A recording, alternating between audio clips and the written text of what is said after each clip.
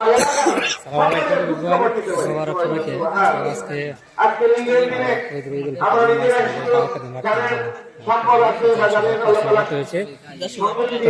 এখানে প্রায় 500 লোকের সমাগম হয় সবসময়।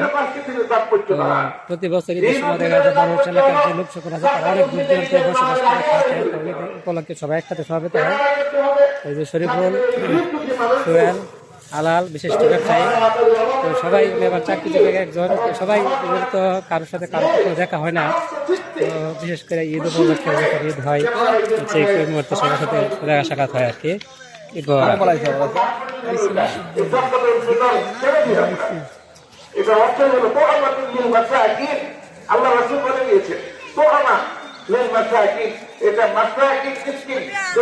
খাবারের একটা ব্যবস্থা এই সরকার তো আমরা সবটা পরিস্থিতি দিয়ে থাকি।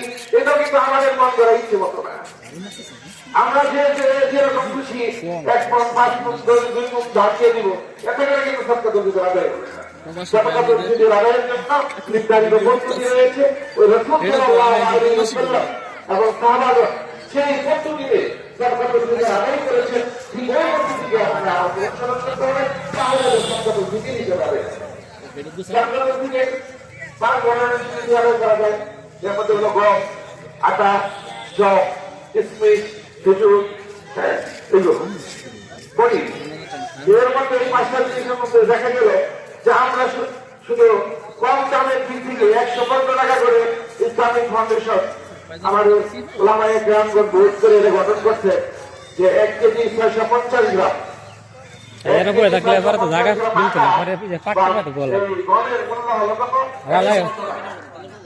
এটা সর্বনিম্ন পরে নিচের উপরে যেমন না কাতার প্রকাশ কুয়েত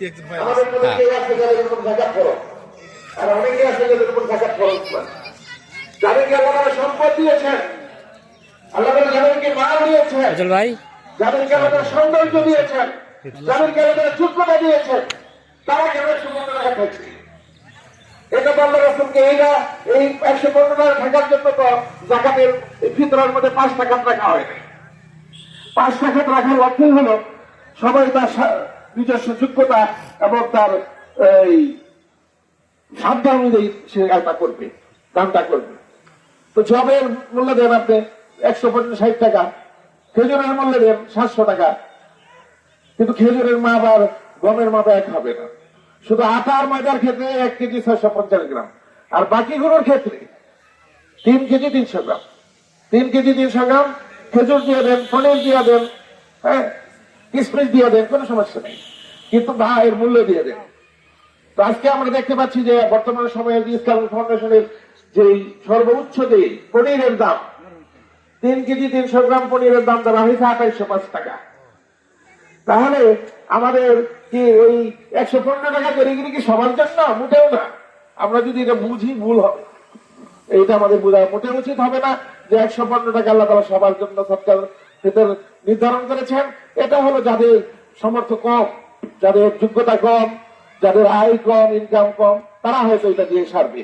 কিন্তু আল্লাহ পাক রব্বুল আলামিন যাদেরকে অনেক সম্পদ দিয়েছেন, যাদেরকে আল্লাহ তাআলা অনেক ফজল দিয়েছেন, অনেক করম দিয়েছেন, অনেক মেহেরবানি দিয়েছেন, ফজল করম দিয়ে তাদেরকে ধনাঢ্য করেছেন, আপনি কি আপনার এই মালের কৃতজ্ঞতা প্রকাশ করবেন না? আজকের এই দিনে 115 টাকা দিয়ে তো একবারে খাবার হয় না। আজকের 115 টাকা দিয়ে একজন মানুষের খাবার হয় না এখন। এই জন্য যাদের আমাদের মধ্যে থেকে যারা ধনাঢ্য আছি, আল্লাহ তাআলা যাদেরকে যোগ্যতা দিয়েছেন, আজকে আপনার এই মাল কি খরচ করে আল্লাহ রাস্তায় আপনি শুকরিয়া আদায় করেন।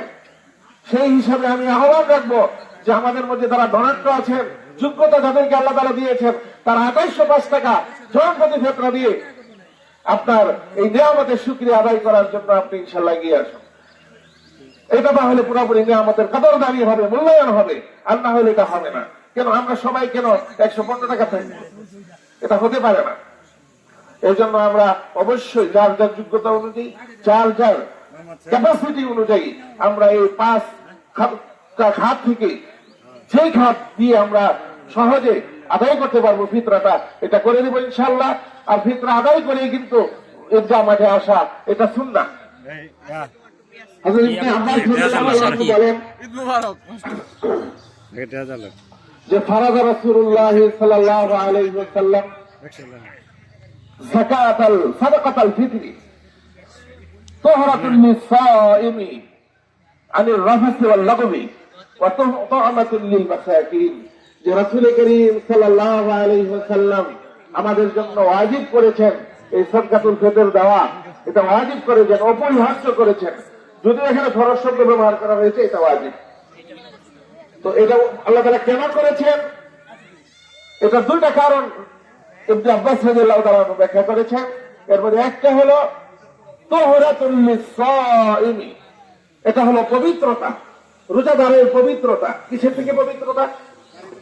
যে আমরা রোজা অবস্থায় যেভাবে থাকা উচিত ছিল, একজন রোজাদারের যে বৈশিষ্ট্য থাকা উচিত ছিল, একজন রোজাদারের যে গুণাবলী থাকা উচিত ছিল, অনেক ক্ষেত্রে আমরা সেটা বয়কট করেছি, আমরা সেটা লঙ্ঘন করেছি, আমরা সেটা ওইভাবে থাকতে পারি নাই। আল্লাহ রাসূল সাল্লাল্লাহু আলাইহি ওয়াসাল্লাম ঘোষণা করেন, মান লাম ইয়াদা কাওলাজ যুর ওয়ালা আমালা বিহি ফালাইসা লিল্লাহি হাজাতুন ফি আন ইয়াদা তাআমাহু ওয়া শারাবাহু। রোজা রেখে কোন ব্যক্তি যদি মিথ্যা কথা, অশ্লীল কথা, অশ্লীলতা, বেহায়াপনা, নির্লজ্জতা, এই সমস্ত কাজকে ত্যাগ না করতে পারে, এইগুলোকে যদি বয়কট না করতে পারে, এইগুলো থেকে যদি নিজেকে বাঁচিয়ে না রাখতে পারে, ফালাইসা লিল্লাহি হাজা, আল্লাহর কোনো প্রয়োজন নেই তার এই উপাস থাকার মধ্যে। এটা উপাস হবে, রোজা হবে না। এটার নাম উপবাস থাকা। যে আপনি নাটক দেখবেন, সিনেমা দেখবেন, গল্পবাজি করবেন, মিথ্যা কথা বলবেন, অশ্লীল কথা বলবেন রোজা রেখে, এটা এটা রোজার মধ্যে পড়ে না, একে রোজা বলা হবে না। এটা হলো উপবাস থাকা।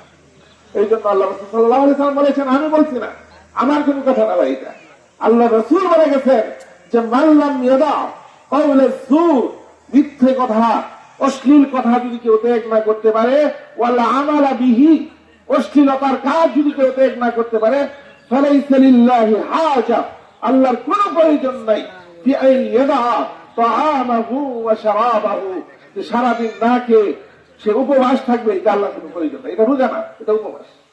এই যে আমরা ত্রুটিগুলো করেছি, রোজার মধ্যে মনে গিয়ে আমাদের মেজাজ নষ্ট হয়ে যায়, রাগারাগি করি, আল্লাহ আমাদেরকে মাফ করুক। সবাই বলেন আমিন। আল্লাহ রাসূল সাল্লাল্লাহু আলাইহি সাল্লাম বারবার বলেছেন, লা তাকযাব। এক সাহাবী গেছেন রাসূলের কাছে, আওসানি ইয়া রাসূলুল্লাহ, হে আল্লাহর রাসূল, আমাকে কিছু উপদেশ দিন। রাসূল সাল্লাল্লাহু আলাইহি সাল্লাম বললেন, লা তাকযাব, তুমি রাগ করো না। আবার বললেন, ইয়া রাসূলুল্লাহ, আমাকে আরো কিছু উপদেশ দিন। তিনি আবার রাসূল সাল্লাল্লাহু আলাইহি সাল্লাম দ্বিতীয়বার আবার বললেন, লা তাকযাব, রাগ করো না। আবার তৃতীয়বার বললেন, ইয়া রাসূলুল্লাহ, আমাকে আরো কিছু উপদেশ দিন। রাসূল ঠিক একই কথা বললেন, লা তাকযাব, রাগ করো না। কারণ এই রাগ হলো এমন এক জিনিস, একটা মেসের কাঠি যেমন একটা বিশাল বড় ইন্ডাস্ট্রিকে জ্বালিয়ে দিতে পারে, সমস্ত আমলকে নষ্ট করে দেওয়ার জন্য এই রাগই যথেষ্ট। সবাই বলেন নাউযুবিল্লাহ। আল্লাহর কাছে আমরা আশ্রয় প্রার্থনা করি, এই রাগের কারণে আমাদের সুখের সংসারগুলো ভেঙে টুকরা টুকরা হয়ে যাচ্ছে। এই রাগ অহমিকার কারণে মানুষের সামাজিক শৃঙ্খলা নষ্ট হয়ে যাচ্ছে। এই রাগকে নিয়ন্ত্রণ না করার কারণে বর্বরতা, অশ্লীলতা, জঘন্য অপরাধ দিয়ে আজকে সমাজ ভরে যাচ্ছে। এই জন্য রাসূল সাল্লাল্লাহু আলাইহি সাল্লাম হাদিসের মধ্যে বলেছেন যে সবচেয়ে শক্তিশালী ব্যক্তি তো ওই ব্যক্তি যে নিজের রাগকে কন্ট্রোল করতে পারে। সবাই বলেন সুবহানাল্লাহ। লা তাকযাব, আমরা কখনোই রাগ করব না। রাগ হলে আমরা যাতে করে রাগকে নিয়ন্ত্রণ করা যায়, রাসূল যে পদ্ধতিগুলো বলেছেন, যে রাগ উঠলে তুমি বসে পড়ো,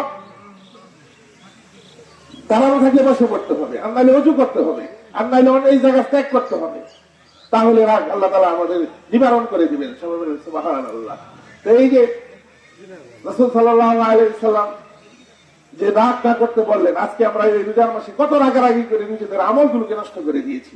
অথচ রাসূল সাল্লাল্লাহু আলাইহি সাল্লাম বলেছেন, ইযা কানা সাওমু ইয়াউমি আহাদিকুম ফালা ইয়ারফাস ওয়ালা ইয়াখসাব, তোমরা যখন রোজাদার হবে, রোজা রাখবে, তখন তোমরা অশ্লীলতা করবে না এবং জুড়ে জুড়ে আওয়াজ দিয়ে কথা বলবে না, চিল্লাচিল্লি করবে না।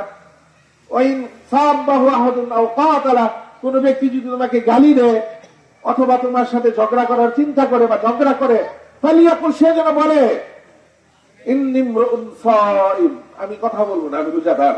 আমি কি রোজাদার, আমি তোমার সাথে ঝগড়ায় লিপ্ত হবো না। সুবহানাল্লাহ, সবাই বলেন সুবহানাল্লাহ। তাহলে আমরা কি এই কাজটা করতে পারছি? পারি নাই। অনেক ক্ষেত্রে আমরা নিজেকে কন্ট্রোল করতে পারি নাই। এই জন্য ইবনে আব্বাস রাদিয়াল্লাহু তাআলা আনহু বলেন যে এই সাদকাতুল ফিতর হলো আমাদের পবিত্রতা আনয়নের একটা মাধ্যম, যে মাধ্যমে আমরা রোজার দিনে যেই সীমালঙ্ঘন গুলো হয়েছে, আমাদের থেকে যে অন্যায়গুলো ইচ্ছায় অনিচ্ছায় হয়ে গেছে, এটার একটা ক্ষমা পাওয়ার একটা বিশাল সুবর্ণ সুযোগ, যে এই সাদকাতুল ফিতরের মাধ্যমে আমরা আল্লাহর পক্ষ থেকে যদি এটা সঠিকভাবে আদায় করি, তো আল্লাহ তাআলা আমাদের এই রোজার ভিতরে যে অনিষ্টতাগুলো হয়েছে, যেই নিষিদ্ধ কার্যাবলী আমরা অনিচ্ছা সত্ত্বে জড়িত হয়ে পড়েছি, আল্লাহ তাআলা আমাদের সেগুলো ক্ষমা করে দিবেন। সুবহানাল্লাহ।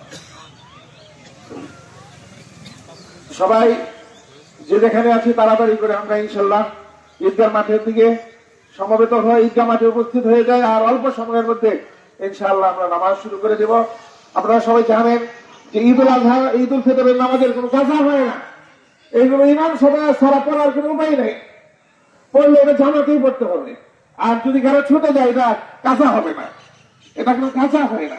হ্যাঁ, একটা কথা আছে যে আপনি প্রথম রাকাতে তাকবীর গুলো পাইলেন না, প্রথম রাকাতে 3টা তাকবীর পাইলেন না, তাহলে দ্বিতীয় রাকাতের প্রথমে আপনি 3টা পড়বেন, শেষে 3টা। মনে মনে প্রথমে 3টা পড়বেন, পরের 3টা ইমামের সাথে, যেহেতু তাকবীর পড়াটা এখানে ওয়াজিব, এই জন্য এটা অবশ্যই করতে হবে। কিন্তু কারো যদি নামাজই ছুটে যায়, এটা কাজা করার কোনো সুযোগ নাই, কারণ জুম্মার এই ঈদুল ফিতরের নামাজ বা ঈদের নামাজ এটা ইমাম ছাড়া হয় না, ইমামের সাথেই পড়তে হবে, এটা কোনো বিকল্প নাই। সেই দিক থেকে ইনশাআল্লাহ, যেহেতু আল্লাহ তাআলা আমাদের, আল্লাহ তাআলার ফজল করম, আমরা পুরো একটা মাস রমজান রোজা রেখে সিয়াম সাধনা করে আল্লাহ পাক রব্বুল আলামিনের ভালোবাসার প্রমাণ সাক্ষ্য রেখেছি। আমরা বিভিন্ন জায়গায় ঘোরাফেরা না করে অতি সত্বর